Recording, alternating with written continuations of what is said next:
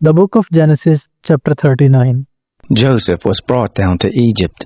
Potiphar, an officer of Pharaoh's, the captain of the guard, an Egyptian, bought him from the hand of the Ishmaelites that had brought him down there. The Lord was with Joseph, and he was a prosperous man. He was in the house of his master the Egyptian. His master saw that the Lord was with him, and that the Lord made all that he did prosper in his hand. Joseph found favor in his sight. He ministered to him, and he made him overseer over his house, and all that he had he put into his hand.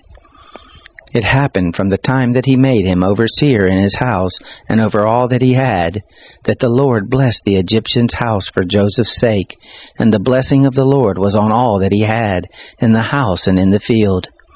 He left all that he had in Joseph's hand. He didn't concern himself with anything, except for the food which he ate. Joseph was well built and handsome. It happened after these things that his master's wife cast her eyes on Joseph, and she said, "Lie with me." But he refused and said to his master's wife, "Behold, my master doesn't know what is with me in the house, and he has put all that he has into my hand. He isn't greater in this house than I, neither has he kept back anything from me but you, because you are his wife.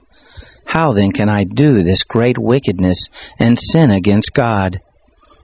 It happened that as she spoke to Joseph day by day, that he didn't listen to her, to lie by her or to be with her. It happened about this time that he went into the house to do his work, and there were none of the men of the house inside. She caught him by his garment, saying, "Lie with me."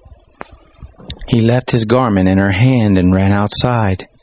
It happened, when she saw that he had left his garment in her hand and had run outside, that she called to the men of her house, and spoke to them, saying, "Behold, he has brought in a Hebrew to us to mock us. He came in to me to lie with me, and I cried with a loud voice.